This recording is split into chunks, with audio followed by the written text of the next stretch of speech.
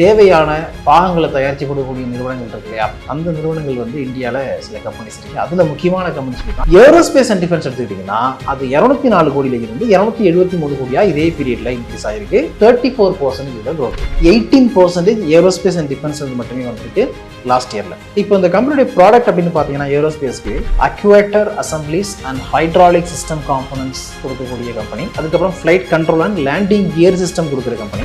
Aerospace செக்டரை மட்டும்தான் focus பண்ணி சொல்லிட்டு இருக்கோம். பட் இந்த ஆசாத் இன்ஜினியரிங் கம்பெனியை பொறுத்த வரைக்கும் அவங்க எனர்ஜி அண்ட் ஆயில் அண்ட் கேஸ்லையும் இருக்கிறாங்க, ஏரோஸ்பேஸ்லையும் இருக்கிறாங்க. ஸோ அதனுடைய பிசினஸ் அப்படிங்கிறது வேற. கட்டுமானத்தின் வலிமை, கட்டிடங்களின் பாதுகாப்பு, ஸ்ரீ துர்கா டிஎம்டி கம்பிகள்.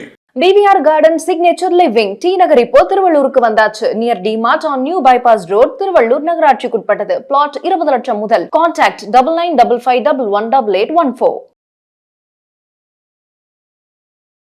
நியூஸ் கவே பார்த்துக்கிட்டு இருக்க வருங்கால கோடீஸ்வரர் அனைவருக்கும் வணக்கம். ஒரு போர் சூழல் இருந்துகிட்டு இருக்கு. எப்படி நெக்ஸ்ட் மூவ் ஆக போகுது, மார்க்கெட் எப்படி இருக்கும் அப்படின்லாம் யாராலையுமே வந்து பெருசா ப்ரெடிக்ட் பண்ண முடியல. இந்த மாதிரியான நேரத்துல என்ன பண்ணலாம் அப்படின்னு பாத்தீங்கன்னா, நல்ல வேல்யூவா இருக்கக்கூடிய வேல்யூ ஸ்டாக்ஸ் வந்து நீங்க பார்த்து வச்சுக்கலாம் அப்படின்னு ஏற்கனவே சொன்னேன். அந்த அடிப்படையில் இன்னைக்கு ஒரு 3 ஸ்டாக் பத்தி நம்ம பார்க்க போறோம். இது முழுக்க எஜுகேஷனல் பர்பஸ்க்காகவும் இன்ஃபர்மேட்டிவ் பர்பஸ்க்காக மட்டும்தான் சஜஷனும் ஒரு விஷயம் கொடுக்கறதாக இல்லை. இந்த 3 ஸ்டாக்கும் எது சம்பந்தப்பட்டது அப்படின்னு பாத்தீங்கன்னா ஏரோஸ்பேஸ் சம்பந்தப்பட்டது. ஏரோஸ்பேஸ்க்கு வந்து ஒரு பெரிய மார்க்கெட் இருக்கு. எல்லா கம்பெனியாலையும் அதுக்குள்ள வர முடியாது. அந்த பிசினஸே வந்து ரொம்ப கிரிட்டிக்கலான ஒரு ரொம்ப நீச் பிசினஸ் அப்படின்னு சொல்லலாம். அதனால ஏரோப்ளேனுக்கு தேவையான பாகங்களை தயாரிச்சு கொடுக்கக்கூடிய நிறுவனங்கள் இருக்கு இல்லையா, அந்த நிறுவனங்கள் வந்து இந்தியால சில கம்பெனிஸ் இருக்கு. அதுல முக்கியமான கம்பெனிஸ் தான் இந்த வீடியோல நம்ம பார்க்க போறோம். So let's get started. First matter என்ன அப்படின்னு பாத்தீங்கன்னா, இந்தியாவுடைய ஏரோஸ்பேஸ் பூம் அப்படிங்கிறது வந்து ரொம்ப நல்லா இருக்கும்னு சொல்றாங்க. 2029ல 2.2 லட்சம் கோடியா இருக்கும் அப்படின்னு எக்ஸ்பெக்டேஷன்ஸ் இருக்கு. ஆக்சுவலா இது வந்து 2023-24 நிதியாண்டுல பாத்தீங்கன்னா 1.2 லட்சம் கோடியா இருந்துச்சு. இந்த 1.2 லட்சத்துல இருந்து 2.2 லட்சம் அப்படிங்கிறது டபுள் ஆகுது. இந்த டபுள் அப்படிங்கிறது எப்ப நடக்க போகுது, 2029 நடக்க போகுது. இப்போ 2029 இது நடக்க போகுது அப்படின்னா அது எந்தெந்த கம்பெனி வந்து பார்ட்டிசிபேட் பண்றாங்க, எந்த கம்பெனிஸ் எல்லாம் பெனிஃபிட் அடைய போகுது அப்படிங்கறத பாக்குறது முக்கியம். அந்த அடிப்படையில தான் இதுல நம்ம 3 கம்பெனியை நம்ம பார்க்கிறோம். சோ ஃபர்ஸ்ட் நம்ம பார்க்கிறது வந்து JKMGAL அப்படிங்கிற ஒரு கம்பெனி. அதாவது JK மெய்னி குளோபல் அப்படின்னு சொல்லுவாங்க. இந்த JK மெய்னி குளோபல் அப்படின்னு போயிட்டு நீங்க செக் பண்ணி பாத்தீங்க, உங்களுடைய ஜெரோதா அக்கௌண்ட்லயோ மோத்திலால் ஓஸ்வால்லையோ செக் பண்ணி பாக்குறீங்க, இல்ல ஸ்கிரீனர்ல பாக்குறீங்கன்னா அப்படி ஒரு கம்பெனி இருக்காது. அதற்கான காரணம் என்னன்னா, இது வந்து ரேமண்ட்ங்கிற கம்பெனியுடைய சப்சிடரி கம்பெனி. ரேமண்ட் இருக்கு இல்லையா, ஷர்ட் எல்லாம் மேனுஃபேக்சர் பண்ற தயாரிக்கிற கம்பெனி இருக்காங்களா, டெக்ஸ்டைல் கம்பெனி, அந்த கம்பெனியுடைய ஒரு சப்சிடரி தான் இந்த கம்பெனி. இந்த கம்பெனி என்ன பண்றாங்க, ஏரோஸ்பேஸுக்கான முக்கியமான பல வேலைகளை பண்றாங்க. நிறைய ஏர்பஸ் மாதிரியான பெரிய பெரிய நிறுவனங்கள் கூட டைப் பண்ணிருக்காங்க.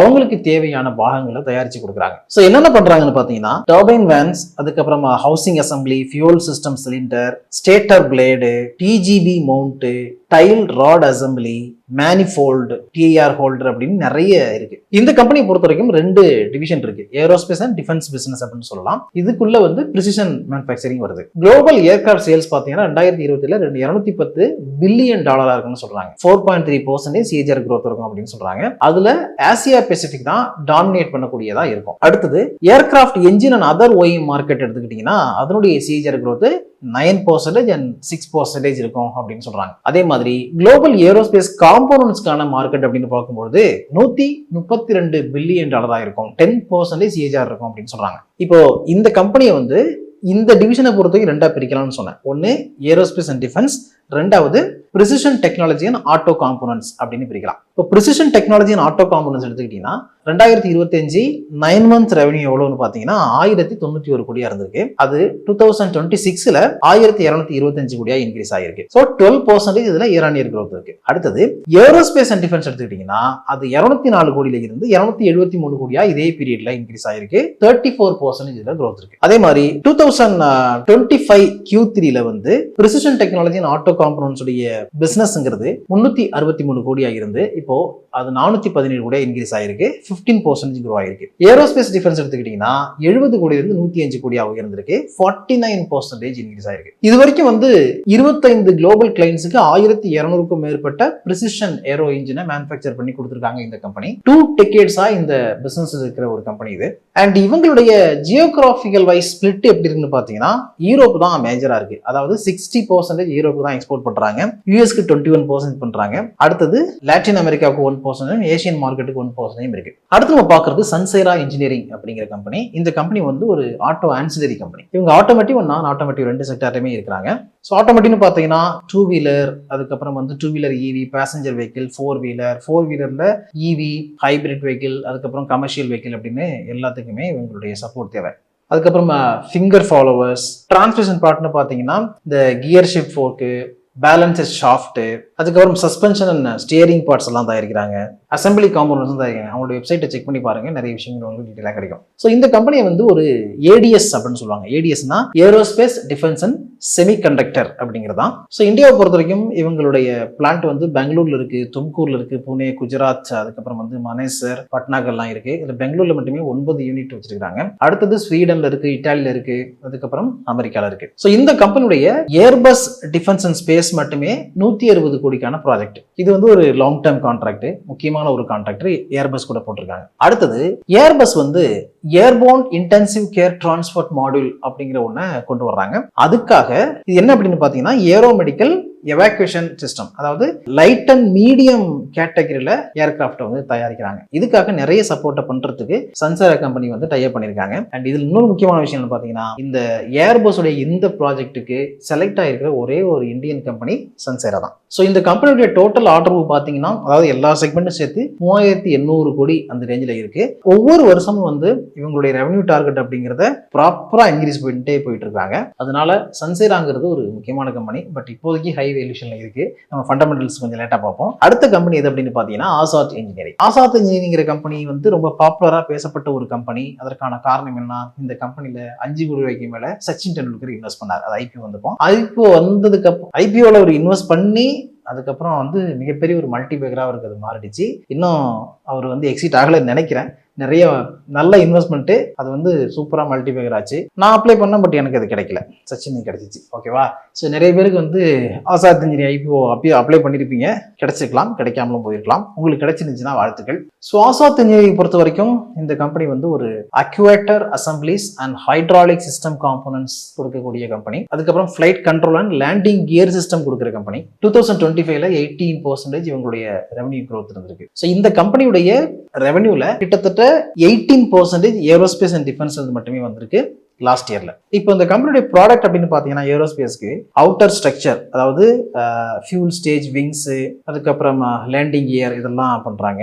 என்ஜின் பார்ட்ஸ் எடுத்தீங்கன்னா ஃபேன், கம்ப்ரஸர், கம்பஸ்டர், டர்பைன் இதெல்லாம் பண்றாங்க. அதுக்கப்புறம் ஆப்ரேஷனல் சிஸ்டம் பொறுத்த வரைக்கும் இந்த கம்பெனி வந்து ஏவியானிக்ஸ் பண்றாங்க, ஃபிளைட் கண்ட்ரோல், ஹைட்ராலிக்ஸ், அதுக்கப்புறம் வந்து ரோட்டரி விங்ஸ், ஃபியூல் சிஸ்டம் இதெல்லாம் பண்றாங்க. ஸோ 2023ல 1190 பில்லியன் ரூபீஸா இருந்த இந்த கம்பெனியுடைய addressable market aerospace and defence அப்படிங்கிறது வந்து 2029ல 2190 பில்லியன் ரூபீஸா இன்க்ரீஸ் ஆகும் அப்படின்னு சொல்றாங்க. ஸோ 11% growth இருக்கும் அப்படின்னு எக்ஸ்பெக்டேஷன்ஸ் இருக்கு. ஏர்கிராஃப்ட் என்ஜின் காம்போனன்ட்ஸை தயாரிச்சு கொடுக்கறதுக்காக பிராட் அண்ட் விட்னி அப்படிங்கிற கம்பெனி இருக்கு இல்லையா, ரோல்ஸ் ராய்ஸ் மாதிரி ஒரு ரொம்ப பாப்புலரான ஒரு கம்பெனி இது. அந்த கம்பெனி கூட ஒரு மாஸ்டர் டேர்ம்ஸ் அக்ரிமெண்ட் போட்டிருக்காங்க, master terms and purchase agreement போட்டிருக்காங்க. இது ஒரு முக்கியமான டீலா பார்க்கப்படுது ரீசெண்ட் டைம்ல. அதே மாதிரி சிவில் ஏர்கிராஃப்ட் என்ஜினுக்கான ஒரு மிகப்பெரிய டீலையும் ரோல்ஸ் ராய்ஸ் கம்பெனி கூட போட்டிருக்காங்க. அது 2024ல நடந்துச்சு. நம்ம வந்து இப்போதைக்கு இந்த ஏரோஸ்பேஸ் செக்டரை மட்டும்தான் ஃபோக்கஸ் பண்ணி சொல்லிட்டு இருக்கோம். பட் இந்த ஆசாத் இன்ஜினியரிங் கம்பெனியை பொறுத்த வரைக்கும் அவங்க எனர்ஜி அண்ட் ஆயில் அண்ட் கேஸ்லயும் இருக்கிறாங்க, ஏரோஸ்பேஸ்லயும் இருக்கிறாங்க. ஸோ அதனுடைய பிசினஸ் அப்படிங்கிறது வேற. ஐ மீன் எல்லாமே ஒன்னா தான் இருக்கும். அந்த செக்மெண்ட்ங்கிறது வேறங்கிறதுக்காக இந்த இடத்துல நான் உங்களுக்கு அதை மென்ஷன் பண்ணல. அதனால ஓவராலா கம்பெனியுடைய வேல்யூஷன் நீங்க பார்க்கும்போது அதையும் நீங்க பாத்துங்க. ஓகே, இப்போ நம்ம ஃபண்டமெண்டல்ஸ் பார்க்கலாம். ரேமண்ட் கம்பெனி எடுத்துக்கிட்டீங்கன்னா ஏற்கனவே அந்த கம்பெனியுடைய இந்த ஏரோஸ்பேஸ் டிஃபென்ஸ் டிவிஷன்லாம் எவ்வளவு பிசினஸ் நடந்திருக்கு அப்படிங்கிறத நான் சொன்னேன். இப்போ டோட்டலா நீங்க பாத்தீங்கன்னா இந்த 2026ல தேர்ட் குவார்டர்ல பொறுத்த வரைக்கும், ஃபினான்ஷியல் இயர் தேர்ட் குவார்டரை பொறுத்த வரைக்கும் டிசம்பர் மாசத்துல வந்து 557 கோடி ரெவன்யூ, ஆப்ரேட்டிங் ப்ராஃபிட் 59 கோடியா இருக்கு, 59.81 கோடியா இருக்கு, நெட் ப்ராஃபிட் 7.10 இருக்கு, டிராஸ்டிக்கா குறைஞ்சிருக்கு நெட் ப்ராஃபிட். இப்போ இந்த கம்பெனியுடைய மார்க்கெட் கேப் 2518 கோடி அந்த ரேஞ்சில் இருக்கு. ஸ்டாக் பி ரேஷியோ 13க்கு மேல இருக்கு, இண்டஸ்ட்ரி பி 26 ரேஞ்சில் இருக்கு, ROCE 1.6 தான் இருக்கு, ரொம்ப லோவா இருக்கு, ROE 180க்கு மேல இருக்குன்னு சொல்லியிருக்காங்க. டெட் ஈக்விட்டி ரேஷியோ 0.32 இருக்கு, டெட் வந்து 1032 கோடி, ஃப்ரீ கேஷ் ஃப்ளோ 91 crore மேல வச்சிருக்காங்க, ரிசர்வ்ஸ் வந்து 3184 கோடி வச்சிருக்காங்க. இந்த கம்பெனியுடைய ஹையஸ்ட் பிரைஸ் 52 வாரங்கள்ல பாத்தீங்கன்னா 784, லோவஸ்ட் பிரைஸ் 361, இப்போ 378 ரேஞ்சில் தான் ட்ரேட் ஆகிட்டு இருக்கு. ஷேர் ஹோல்டிங் பேட்டர்னை பொறுத்த வரைக்கும் ப்ரொமோட்டர் ஹோல்டிங் 48க்கு மேல இருக்கு, FIS 11க்கு மேல வச்சிருக்காங்க, DIS 3க்கு மேல வச்சிருக்காங்க, அதுக்கப்புறம் ரிட்டைல் ஹோல்டிங் 36க்கு மேல இருக்கு. சன்சாரா இன்ஜினியரிங் எடுத்துக்கிட்டீங்கன்னா இந்த கம்பெனி வந்து 12,925 கோடிக்கு மேல மார்க்கெட் கேப் வச்சிருக்காங்க. ஸ்டாக் டு EV ரேஷியோ 47க்கு மேல இருக்கு, இண்டஸ்ட்ரி PE 26 இருக்கு, ROCE 13க்கு மேல இருக்கு, ROE 10க்கு மேல இருக்கு, டெட் ஈக்விட்டி ரேஷியோ 0.15 இருக்கு. இந்த கம்பெனி இது கடன் 439 கோடி, ஃப்ரீ கேஷ் ஃப்ளோ 219 கோடி நெகட்டிவ்ல இருக்கு. கரண்ட் பிரைஸ் 2070 ரேஞ்சிலே ட்ரேட் ஆயிட்டு இருக்கு. 52 வார ஹையஸ்ட் பிரைஸ் வந்து 2396, லோவஸ்ட் பிரைஸ் 953. இந்த கம்பெனியுடைய ரிசல்ட் நீங்க பாத்தீங்கன்னாலும் சேல்ஸ் 908 கோடி ரீசன்ட் குவார்டர்ல, அண்ட் ஆப்பரேட்டிங் ப்ராஃபிட் 162 கோடி, 18% மார்ஜின் வச்சிருக்காங்க. நெட் ப்ராஃபிட் 69 கோடியா இருக்கு. டீசென்டான growthல இருக்கிற கம்பெனி. ஆனா நெட் ப்ராஃபிட் வந்து இப்போ சீக்வென்ஷியலா குறைஞ்சிருக்கு. லாஸ்ட் இயர் சேம் பீரியட்ல இருந்து பார்த்தோம்னா இன்க்ரீஸ் ஆயிருக்கு. Share holding pattern promoter holding 30க்கு மேல இருக்கு, FIS 19க்கு மேல வச்சிருக்காங்க, DIS வந்து 36க்கு மேல வச்சிருக்காங்க, ரிட்டைல் ஹோல்டிங் 14க்கு மேல இருக்கு. DIS வந்து ரொம்ப கான்சென்ட்ரேஷன் பண்ணிருக்காங்க இந்த கம்பெனில, இன்க்ரீஸ் பண்ணிட்டே வந்துருக்காங்க. அடுத்து நம்ம பாக்குறது ஆசாத் இன்ஜினியரிங். 10,300 கோடிக்கு மேல மார்க்கெட் கேப் இருக்கிற company. Stock to PE ratio 83 இருக்கு, அண்ட் ROCE 12க்கு மேல இருக்கு, ROE 8க்கு மேல இருக்கு, டெட் ஈக்விட்டி ரேஷியோ 0.2 இருக்கு. ஸோ டெட் வந்து 300 கோடி, ஃப்ரீ கேஷ் ஃப்ளோ 212 கோடி நெகட்டிவ்ல இருக்கு. ரிசர்வ்ஸ் 1468 கோடி வச்சிருக்காங்க. 52 வார ஹையஸ்ட் பிரைஸ் என்ன பாத்தீங்கன்னா 1899, லோவஸ்ட் பிரைஸ் 1128, கரண்ட் பிரைஸ் வந்து 1595.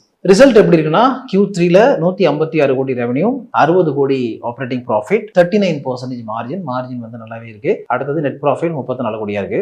So share holding pattern promoter holding 55க்கு மேல இருக்கு, FIS 15க்கு மேல வச்சிருக்காங்க, DIS 10க்கு மேல வச்சிருக்காங்க, ரிட்டைல் ஹோல்டிங் 18க்கு மேல இருக்கு. ஸோ ஓவராலா 3 கம்பெனி பார்க்கும்போது ரேமண்ட் வந்து இப்போ டிஸ்கவுண்ட் வேல்யூவேஷன்ல தான் ட்ரேட் ஆகிட்டு இருக்கு அப்படின்னு எடுத்துக்கலாம். ஆனா சன்சேரா கம்பெனி வந்து ஹையஸ்ட் பிரைஸ் தான் ட்ரேட் ஆகிட்டு இருக்கு. அதே மாதிரி ஆசாத் எடுத்துக்கிட்டீங்கன்னா ஓகே அப்படிங்கிற மாதிரி இருக்கு.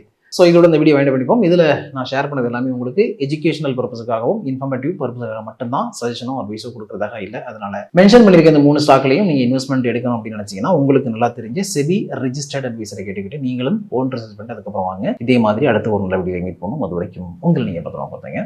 Thanks so much. இந்த வீடியோ உங்களுக்கு பிடிச்சிருந்தா லைக் பண்ணுங்க, ஷேர் பண்ணுங்க, கமெண்ட் பண்ணுங்க, மறக்காம பெல் பட்டனை கிளிக் பண்ணிட்டு சப்ஸ்கிரைப் பண்ணிடுங்க.